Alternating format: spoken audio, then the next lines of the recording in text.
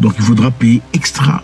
La maison vous appartient, d'accord? C'est fully paid, vous avez tout payé. Mais vous allez payer à la fin de chaque mois parce que vous n'y habitez pas. Donc toutes les personnes qui avaient la barre, généralement c'était des gens qui avaient de l'argent à dépenser. C'était pas pour tout le monde. Et aussi en Angleterre, on s'en souvient, l'Angleterre, en France, Ireland, ils avaient aussi ce qu'ils appelaient taxe pour fenêtre. Donc pour avoir une fenêtre, on sera taxé pour ça. Si vous en avez 8, vous allez payer l'argent pour chaque fenêtre. Fenêtre, taxe, fenêtre, taxe, fenêtre, taxe. Alors, à Nairobi, on est en train de faire un combat très intéressant. En fait, laissez-moi vous demander, dans votre pays, on paye des taxes? On paye les taxes chez vous ou pas? Je sais qu'en Afrique, généralement, pour se faire taxer ou les impôts, si vous préférez, ça dépend. Dans certains endroits, en tout cas dans beaucoup de pays, on ne paye pas essentiellement le chiffre exact de l'impôt, n'est-ce pas? Disons que l'impôt, c'est 20% des revenus. Généralement, on paye pas vraiment 20% quand on a une entreprise. Dans beaucoup de pays, on peut coopérer, discuter un peu avec l'agent. Monsieur l'agent, vous voyez, je peux pas faire 20%, mais je pourrais vous donner 7%. Et l'agent dit, non, messieurs, 7% c'est trop peu, faites 12%.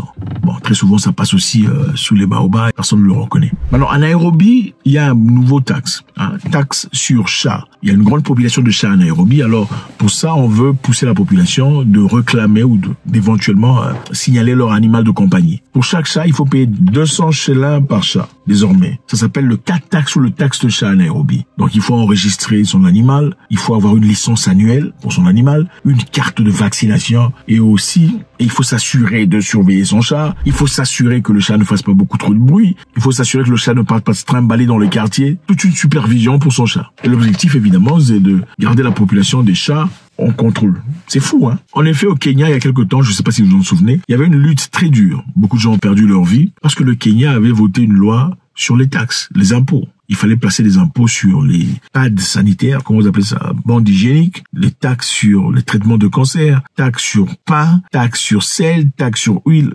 Complètement fou. I'm out today because I think this government has decided that they own this country. They don't own this country. We actually own Kenya. And I think that's what they're forgetting. So we're just here to remind them that Kenya belongs to all of us. En fait, le gouvernement kenyan disait qu'ils avaient beaucoup de dettes. Donc, ils avaient reçu beaucoup d'argent venant des organisations financières, telles que le World Bank, le FMI. Alors, comme ils étaient tellement endettés et qu'ils ne pouvaient plus demander de l'argent, leur moyen alternatif était de retirer de l'argent de la population. Mais malheureusement, ils l'ont pas fait de la meilleure manière. Leur manière de le faire, c'était de taxer la nourriture, taxer le pain. Imaginez-vous très malade, atteint d'un cancer, partant à l'hôpital et on vous dit il faudrait, en plus du traitement que vous prenez, payer des impôts sur le traitement de cancer. C'est quelle insulte, ça? On se sentirait certainement insulté, même si on était que membre de famille. Tu emmènes ton frère à l'hôpital, il faut payer l'argent de traitement. Pour finalement être confronté à des taxes pour bandes hygiéniques, taxes pour brosse à dents, taxes pour pâte dentifrice. Beaucoup de Kenyans pensaient que le Kenya avait assez d'argent. Et en diminuant les dépenses gouvernementales, en empêchant les membres du gouvernement de dépenser de l'argent de manière sordide, ils pourraient facilement récupérer beaucoup d'argent qu'ils perdaient sans s'en rendre compte. En évitant la corruption, en structurant les choses correctement, on n'aurait clairement pas besoin de retirer de l'argent de la population en leur imposant des taxes absolument banales. Alors, après avoir lutté sérieusement contre le gouvernement dans cette histoire de taxes, essayant de régulariser leur vie, beaucoup de jeunes Kenyans ont perdu leur vie, essayant de combattre ce système sordide. Aujourd'hui, le gouvernement kenyan revient avec un bill, une proposition de loi, taxe sur chat. Le Kenya a beaucoup de chats. Il y en a énormément. Et pour certains experts, l'objectif est de réguler la population des chats dans le pays. Et pour ça, si tu veux ton chat, il faudra payer les taxes. Taxes pour registre, taxes de licence, taxes de vaccination. Il faut s'assurer que ton chat ne fasse pas trop de bruit. Il faut t'assurer que ton chat ne part pas se trimballer dans le quartier sans surveillance. Ils disent qu'au Kenya, il y a eu l'année passée plus de 2000 décès causés par la rage. Donc, vous savez, la rage, généralement, c'est dû à un animal infecté qui vous mord et vous contamine. Et malheureusement, ça n'a pas de symptômes. Et quand les symptômes commencent à se montrer, c'est-à-dire que c'est la fin, c'est irréversible. Le symptôme majeur, c'est une peur effroyable d'eau. Donc quand vous donnez de l'eau à une personne atteinte de rage, elle tremble comme ça et puis voilà. Et en ce moment-là, c'est-à-dire que c'est la fin.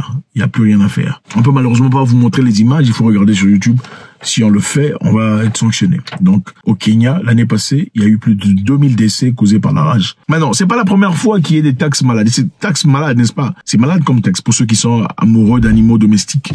Ils seront désormais obligés de payer des taxes chaque mois. Enfin, bref. C'est pas la première fois qu'il y a des taxes complètement malades dans le monde. Ok. Il y a, par exemple, en Italie, il y a Sunshine Tax. Sunshine Tax en Italie, c'est un impôt qui a commencé depuis très longtemps. Il s'agit ici d'être taxé pour le simple fait de s'asseoir dehors dans son véranda ou d'aller boire quelque part pendant le sunshine, pendant le soleil, quand le soleil est en train de se coucher. Il y a les taxes que les entreprises payent pour ça, pour mettre des chaises dehors sous le soleil. Pendant qu'en Afrique, vous le prenez pour granted. C'est-à-dire pendant qu'en Afrique, vous le négligez. Ça ne vous dit rien. En Italie, pour s'asseoir sous le soleil, comme ça, vous ne le savez peut-être pas, mais en taxe, il y a des impôts pour ça. C'est malade, n'est-ce pas? Au Canada, par exemple, il y a le taxe pour vacant home. Vacant home, c'est taxe pour maison vide. Maison vacante. Donc, si vous arrivez d'avoir peut-être 2 maisons et que l'une de votre maison, vous l'occupez pas beaucoup, vous serez taxé par le gouvernement. But for the people who choose to keep units empty all the time, we're saying you're making a choice.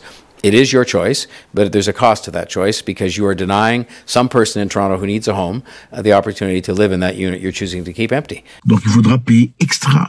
La maison vous appartient, d'accord? C'est fully paid. Vous avez tout payé. Mais vous allez payer à la fin de chaque mois parce que vous n'y habitez pas. C'est fou, n'est-ce pas? Pendant qu'il y a des gens en Afrique qui ont 5, 6, 7 maisons, tout ça. Au Danemark, il y a taxe pour gaz. Taxe pour gaz, oui, vous pouvez vous imaginer, c'est-à-dire quand vous émettez des gaz, on va vous taxer pour ça. Bon, je sais qu'il y a beaucoup de gens ici qui pètent trop. Il ne s'agit pas de vous. L'émission de gaz sur l'atmosphère, donc de diminuer le réchauffement climatique. Vous serez taxé sur le nombre de paies effectuées par vos animaux. Importantly, all money raised from charges on emissions will be recycled back into the system to fund further research, tools and technology. C'est fou, n'est-ce pas? C'est malade. Et en Russie, d'ailleurs, ça ne s'arrête pas là. Dans les années 1800, il y avait une taxe très intéressante, taxe sur barbe.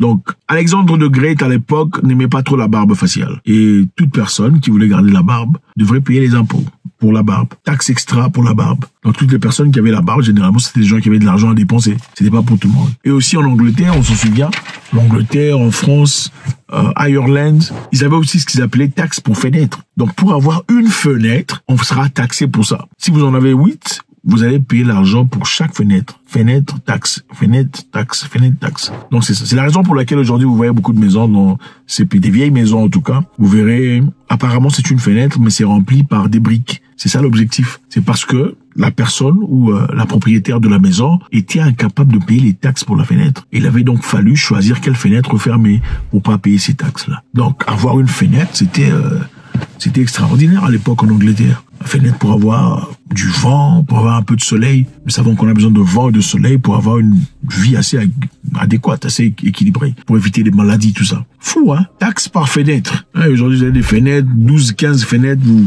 vous en foutez. C'est donc ça. Donc, les impôts au Kenya sur les animaux, les chats, c'est bon savoir ce qu'on pense. Qu'est-ce qui est plus fou dans cette histoire? Taxe pour le soleil, taxe pour maison vide, taxe par paix, taxe pour barbe, taxe par fenêtre. Il y en a des tas. Faites-moi savoir ce que vous en pensez, c'est toujours avec beaucoup de plaisir. God bless.